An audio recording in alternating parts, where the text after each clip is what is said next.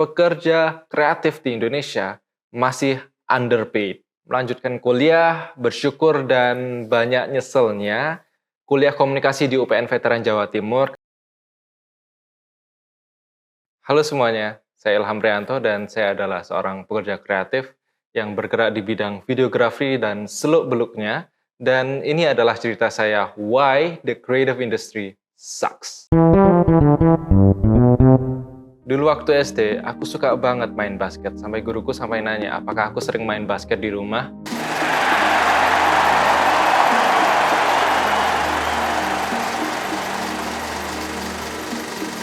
Bener nggak? Lalu SMP, aku juga ikut ekskul basket. Tapi karena aku punya tai lalat di ketiak, karir basketku selesai di situ. Ya karena waktu itu banyak yang suka dengan ke-good lookinganku waktu SMP. Aduh, sok banget, sumpah kalau aku ingat SMP itu. Dan aku berpikir kalau misalkan baju basket kan kelihatan ketiaknya dan tai lalatnya akan kelihatan dan banyak cewek akan ilfeel dengan aku. Jadi aku nggak berpikir untuk bermain basket lagi, sumpah. Sok banget nih bocah SMP. Seandainya aku nerusin bermain basket, mungkin aku tidak akan pernah terjun ke industri kreatif.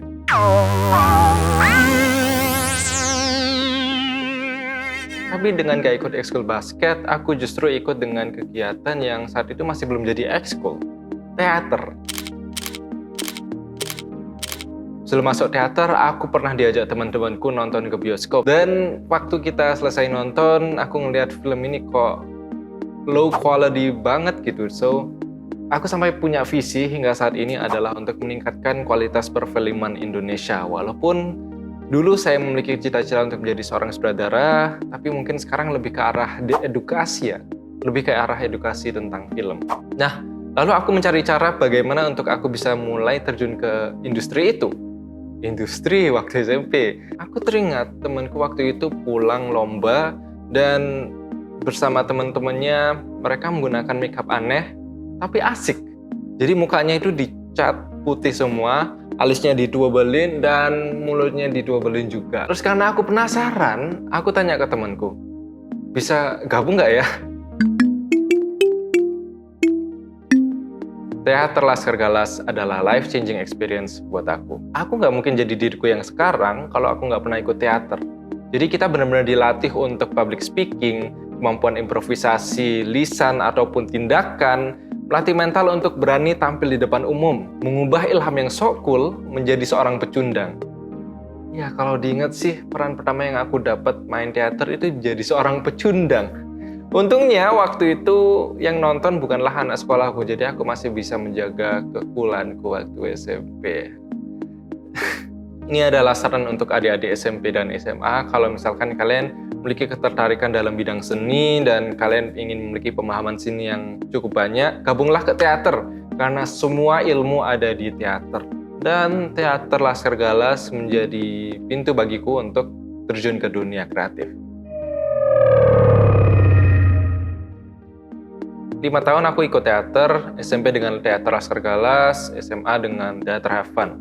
Film pendek pertamaku saat SMA bersama teman-teman teaterku, ya walau it's a very quality low, very low short film waktu itu karena memang nggak ada bekal ilmu sama sekali.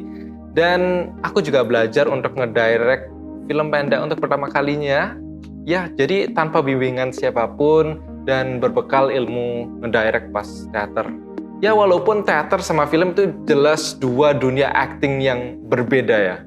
Tapi saat SMA itu cukup jadi pengalaman yang menarik karena aku pernah ikut film pendek yang mana filmku itu memenangkan nominasi ide film cerita terbaik se-Jawa Bali dalam lomba Losipram tahun 2015. Jadi cukup prestatif. Ya jadi dengan ikut teater kita dipaksa untuk harus mau belajar apapun. Itu membuatku menjadi orang yang suka belajar. Hingga sekarang aku bisa desain, aku bisa ngevideo, ngedit, dan bisa banyak hal, berbagai skill lainnya itu ya karena aku asal muasalnya ya dari teater.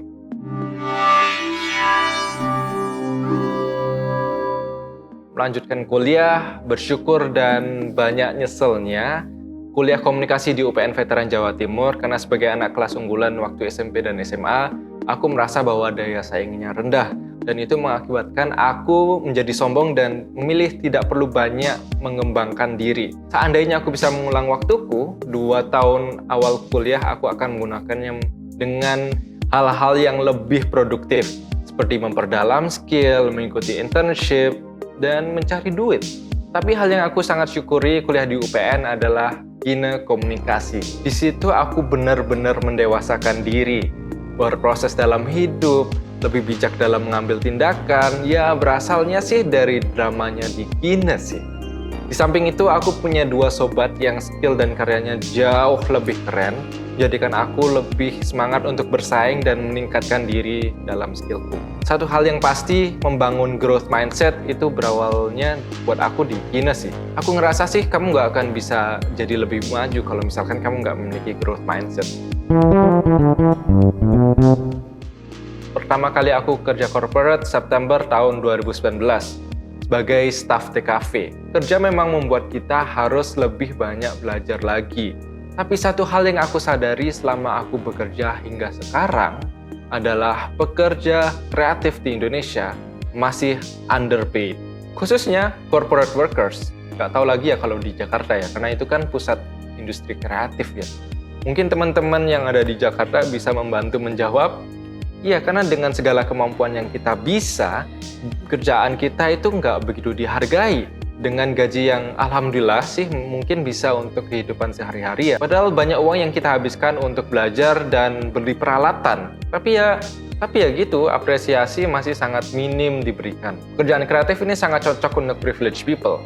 Mereka yang bisa menghasilkan jutaan dari pekerjaan kreatif itu mungkin kebanyakan adalah karena mereka memiliki orang tua yang dari awal bisa membantu membiayai peralatan yang mungkin bisa membantu proses mereka belajar untuk bisa mencapai titik mereka saat ini.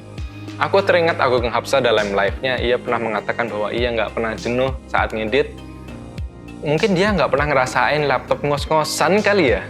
Tapi who knows? Yang pasti, harga untuk menjadi seorang pekerja kreatif adalah koneksi yang kuat. Membangun relasi dan menjaga hubungan itu sangat penting. Kalaupun kamu nggak memiliki koneksi, kamu harus bisa mencari koneksi itu dengan menampilkan karyamu. Aku ngelihat banyak temenku nggak memperlihatkan karyanya di sosmed. Mungkin mereka sudah memiliki koneksi yang kuat, tapi ya nggak tahu lagi ya. Guys, nggak apa-apa jelek, yang penting sombong, kalau kata Chandra Liao.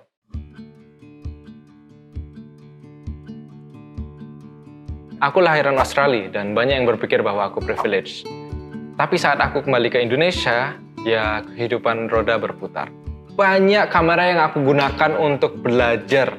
Bahkan pernah itu ada suatu saat teman BEM-ku marahin aku di depan forum karena aku menggunakan kamera kampus yang menurutku ya, waktu itu kameranya nggak digunakan. Tetap salah sih. Ya, tapi itulah usaha yang aku gunakan untuk belajar. Memang segala cara aku lakukan agar aku bisa belajar dan bisa meningkatkan skill. Hingga saat ini sih aku masih belum bisa beli kamera sendiri, belum bisa beli laptop spek tinggi, belum bisa beli alat dukung lainnya seperti gimbal, drone, tripod tripod bisa sih beli tripod. Tapi ya, yang mahal-mahal aku belum bisa beli. Tapi aku bisa mengoperasikan itu semua. Kalau sekarang sih semua alat itu ada ya. Tapi bukan karena aku yang beli, dibelikan. Nah, ini koneksi yang kuat. Oke, mungkin itu saja untuk video YouTube perdana kali ini, dan mungkin kedepannya aku akan mengupload konten-konten vlog dan live experience yang aku usahakan agar bermanfaat dan tidak hanya menghibur saja. So, thank you for watching. Don't forget to like, comment, and subscribe my fellow friends. Goodbye.